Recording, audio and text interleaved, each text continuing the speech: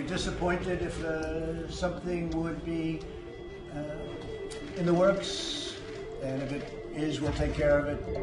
We'll soon be celebrating Christmas Day, one of the most sacred holy days on our calendar.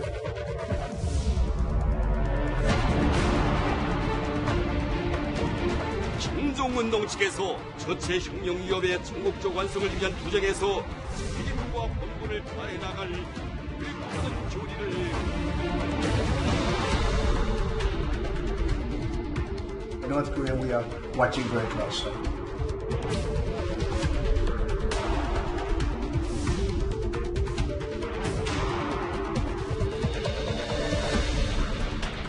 He knows I have an election coming up.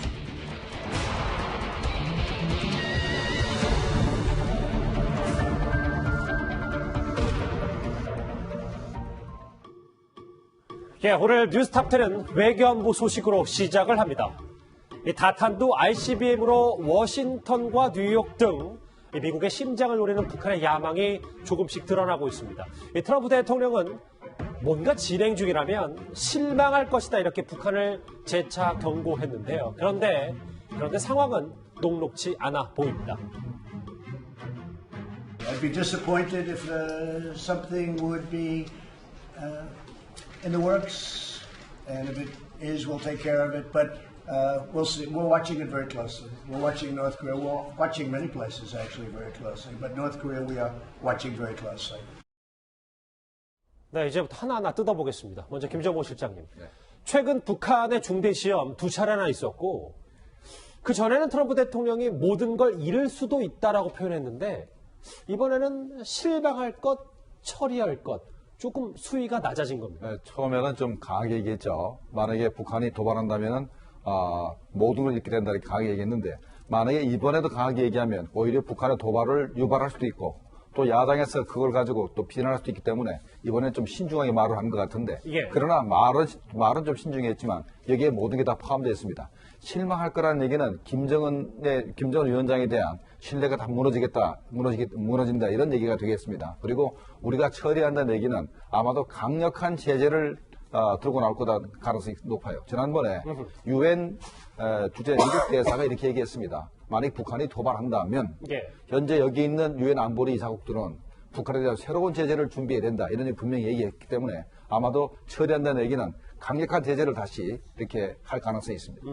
김정호 실장님의 분석처럼 트럼프 대통령의 최측근인 린지 그레이엄 상원의원도 이런 목소리를 냈는데 한번 같이 보실까요? ICBM 발사한다면 기회가 사라지고 북한이 이용할 수 있는 다리를 불태우는 꼴이 될 것이다. 사실 엄밀히 따지면 이게 트럼프 대통령의 속마음이 아닐까 싶기도 합니다. 맞습니다. 이게 현재 북한과 미국을 이어주는 게 작년도 6월 12일 날 싱가포르에서 그 합의가 있었지 않습니까? 그 합의문에 그 4개항이 있는데 그 4개항이 지금까지 미국과 북한 간의 협상을 이끌어온 그 근본 틀이었는데 그 자체가 깨져버리니까 다시는 이제는 미국과 북한 간의 협상이 있을 수 없다 이런 얘기입니다. 그때 협상이 있었던 것도 우리 정부가 그때 보증을 썼죠. 북한이 비핵화에 진정성이 있다는 보증을 쓰는 바람에 그런 합의가 있었는데 이제 그게 다 깨져버리면 그다음부터는 미국과 북한 간의 협의는 전혀 있을 수 없다 이런 얘기입니다. 자, 이렇게 되니까 채 열흘도 남지 않은 북한이 예고한 이 크리스마스의 악몽이 점점 우려가 되고 있습니다. We are fully aware of the strong potential for North Korea to conduct a major provocation in the days ahead. Those of us who are members of the Christian faith will soon be celebrating Christmas Day, one of the most sacred holy days on our calendar. As always, it is our fervent prayer and hope that this day will usher in a season of peace. 일단 심상치 않은 연말 달력부터 같이 볼게요. 김정호 실장님. 네.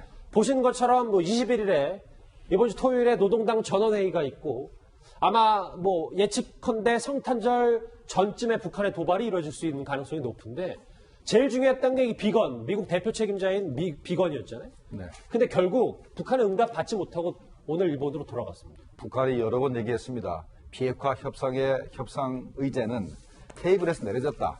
회담탁에서 내려졌다고 몇 번 얘기했지 않습니까? 그럼에도 불구하고 비건도 아는데 불구하고 일단은 최선을 다해본다.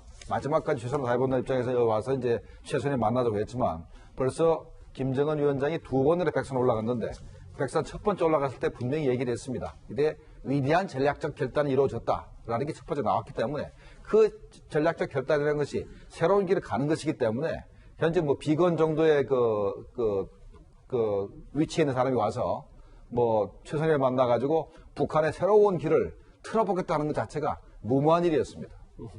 이렇게 화면 다시 한번 보실까요? 21일쯤부터 전원회의가 시작될 가능성도 있고 결국은 지금부터 한 일주일 안에 23, 24일 정도의 북한의 무력 도발, 심상치 않은 도발이 있는 거 아니냐 이런 관측도 있습니다. 마크 에스퍼 미국 국방부 장관은 북한이 만족하지 않는다면 모종의 시험을 감행할 것이라고 예상까지 했습니다.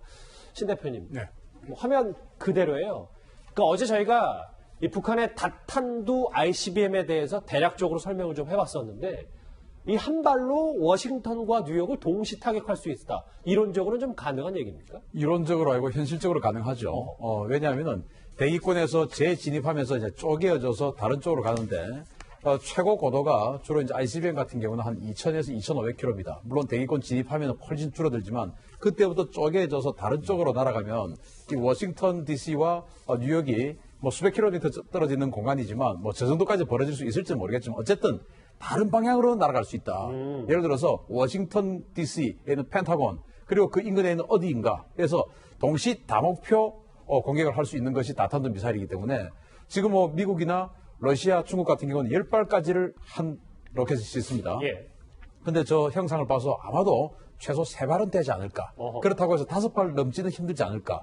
그래서 한 3발 정도의 다탄두 미사일이 가능성이 아주 높다 이렇게 봅니다. 그럼 현실적으로 정말 미국이 엄청나게 두려워하는 것처럼 미국 동부도 이 다탄두 ICBM의 타격권은 될 수 있는 거다. 될 수 있죠. 왜냐하면 화성 15형을 발사를 했을 때 지난 2017년 11월 달이었죠. 그때 저 정도의 사정거리를 15,000km 이상을 예상을 했거든요. 15,000km 이상이라면 바로 이제 미동부, 즉 미국 전역이 타격권에 들어오는 것이고, 그리고 저 형상, 지금 이제 열병식에서 보여준 저 탄두의 형상 자체가 다탄두 미사일을 읽어 달라는 형상입니다.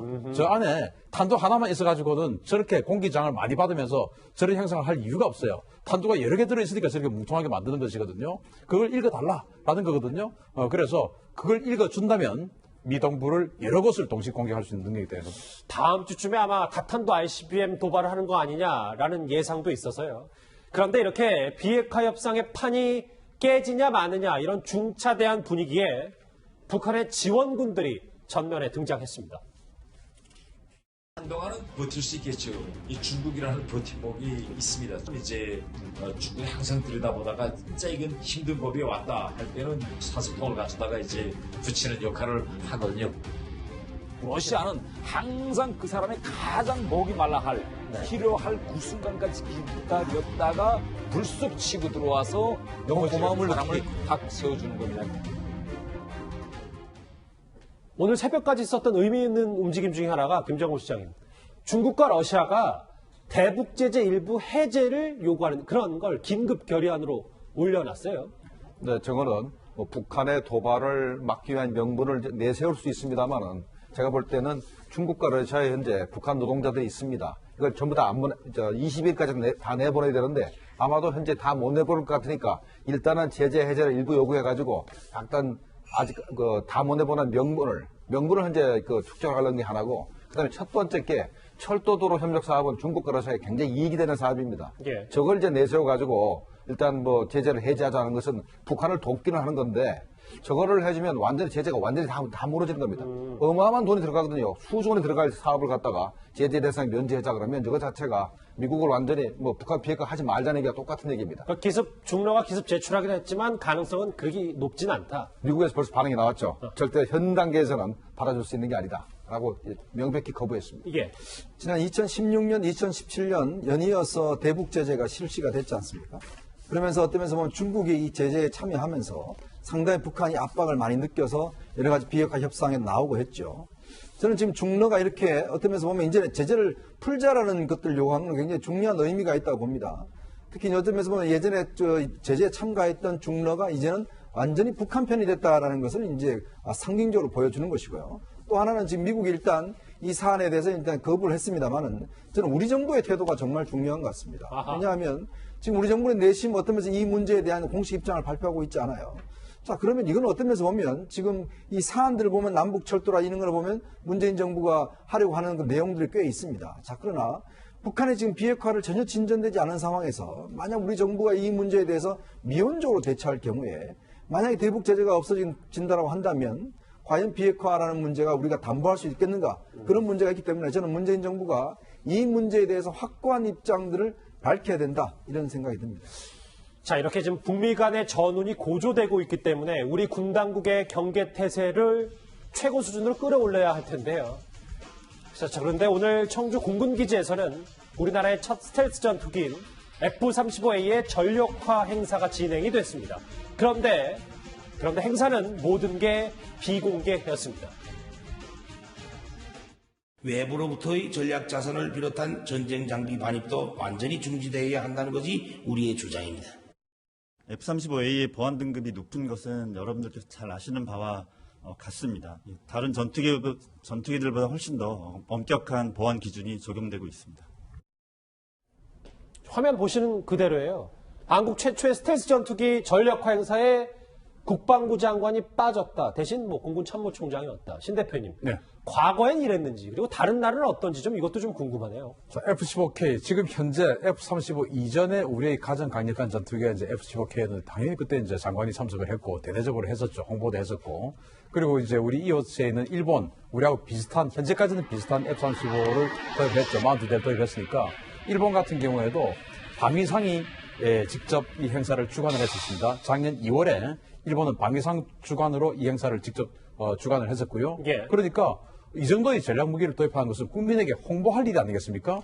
막대한 국방 예산을 써서 여러분들이 주신 돈으로 우리는 이렇게 강력한 무기를 구입했습니다.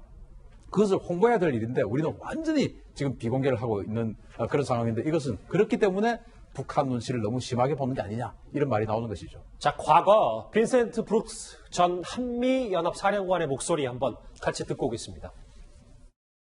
What I think this is all about, a reaction to South Korea receiving F-35A joint strike fighters, and these types of assets have not been on the Korean Peninsula in more than a year, at least deployed by the United States. So this is messaging and posturing, but it helps to actually equalize the table a little bit before they go into discussions. 신 대표님, 그러니까 꿈의 전투기라 부르는 F-35A가 북한으로서는 상당히 위협적이고 극도로 민감해하기 때문에 북한을 고려한 조치로 오늘 국방부 장관까지 참석하지 않은 F-35 전력화 행사를 열었다. 이렇게 정리를 해야 되겠네요. 맞습니다. 이 국방부 장관이 이제 행정부 소속이기 때문에 아마 그런 것 같고요. 공군 참모총장이야 공군을 지휘하는 사람이니까 자기가 주관하는 건 맞다 싶은데 이 F-35는 북한이 두려워할 수밖에 없습니다. 일단 북한이 가지고 있는 레이더로는 탐지가 안 되고 특히 야간에 만약에 공격을 할 경우에는 눈에 보이지도 않기 때문에 전혀 레이더나 눈으로 탐지를 할 수 없는 그런 상황이고 또 여기에 SDB라고 하는 장거리 활공 유도폭탄, 정밀 유도폭탄을 6발 이상을 장착하기 때문에 이거 몇 대만 뜨면 북한의 이동식 미사일 발사대를 완전히 초토화시킬 수 있는 그런 능력이 있어요. 오늘 밤에라도. 물론 그런 훈련은 안 돼 있겠지만 어쨌든 그런 정도의 능력이 있고 이것을 이제 13대. 그래서 오늘 2개의 대대를 창설했습니다. 1호 1대대, 1호 2대대. 그리고 이제 내년에 또 13대, 내후년에 14대 이렇게 해서 40대를 완편을 해서 한 개 비행단을 완편을 하게 되는데 정말 기념비적인 날이거든요. 그동안 우리는 무기체계를 구입을 할 때 그 무기가 아무리 훌륭하다 하더라도 그 무기가 거의 생명을 다하던 시점쯤에 가지고 왔어요. 우리 팬텀기 정말 훌륭한 비행기였지만 팬텀기가 F-15로 전이되는 시절에 우리 팬텀기를 가져왔고 F-15K 정말 훌륭한 비행기지만 F-15K가 이제 끝나고 F-35로 전이되는 시절에 가져왔는데 이 F-35야말로 미국이 처음 스타트하는 그 시점에 우리가 가져왔기 때문에 지금까지 행동과는 우리도 상당히 전향적으로 완전히 다르죠. 거잖아요. 그래서 가장 최신 트렌드, 가장 최신 무기를 우리가 도입한 초유의 일이기 때문에 이건 정말 홍보할 일입니다. 자, 그런데 국방부는 최근 이 F-35A로 ICBM을 가상 타격하는 영상을 공개하기도 했습니다. 이렇게 말인데요. 신 대표님. 네. 모르겠어요. 북한을 고려하니 눈치를 좀 보니 F-35는 들여와야 되겠고 전력화 행사는 안 하는데 그럼 또 영상은 이렇게 언론에 공개를 하기도 하고요. 자, 이게 이제 국방부가 공개했다기보다는 공군의 홍보 영상이었어요. 그게 이제 언론을 통해서 유출이 됐던 것으로 저는 알고 있는데, 공군은 당연히 자기네들이 가지고 있는 여러 무기들을 가지고 어떤 일을 할 수 있느냐, 이런 것들을 이제 홍보하는 영상들을 많이 만듭니다. 아무리 그 평화무드라고 해도 육해 공군 할 것 없이 우리를 가장 위협하는 세력은 북한이다라는 것은 주지 사실 아닙니까? 예. 그래서 그런 영상을 만드는데 그것이 공개가 됐고, 그것은 이제 군대의 일이고, 그 군대를 정무적으로 이제 컨트롤하는 국방부에서 이것을 이제 다시 숨기고 하는 싶은 것이죠. 자, 이 F-35 말고도 최근 북한을 감시하러 자주 급파된 고고도 무인 정찰기 글로벌 호크도 미국으로부터 우리가 도입할 예정입니다. 그런데 똑같은 케이스예요. 네. 이 최강 정찰기라고 불리는 글로벌 호크도 우리가 정말 몰래 들여오는 거 아닌지 뭐 이런 의혹까지 나오고 있습니다. 이거 정말 이거는 고 노무현 대통령 때부터 우리나라가 도입하고자 하던 염원 사업이었어요. 그걸 지금 이제 거의 한 15년 이상이 걸려서 이루는 그 날이고. 아, 우리 군의 수건이었군요. 수건이었죠. 노무현 대통령 때부터 계속 미국에 요구를 해갖고 그것이 이제 이루어지는 겁니다. 그래서 올 초 작년부터 계속 도입된다 하다가 뭔가 조금 오류가 있고 밸런스가 안 맞고 이러다가 그래도 올해 내에는 도입되는 것을 보여주자 해서 12월에 도입이 되는데, 저도 지금 언제 들어오는지 몰라요. 그런데 올해가 며칠 안 남았지 않습니까? 그 정도로 완전히 깜깜이로 이것도 진행되고 있습니다. 글쎄요, 신 대표님, 뭐 개인적인 의견 하나 짧게 여쭤보면, 네. 뭐 이런 것들이 군 당국은 이런 걸 원하진 않을 거잖아요. 군 당국은 당연히 원하지 않죠. 그런데 어쨌든 지금 돌아가는 정세와 현 정부의 기조와 맞물리다 보니 군 당국도 어쩔 수 없는 이런 비공개로 전력 행사를 추진한다. 뭐 이렇게 봐요. 자, 제가 뭐 높은 장군들 이야기는 안 하겠습니다만은 일선에 있는 그 젊은 장교들 이야기는 굉장히 불만이 많습니다.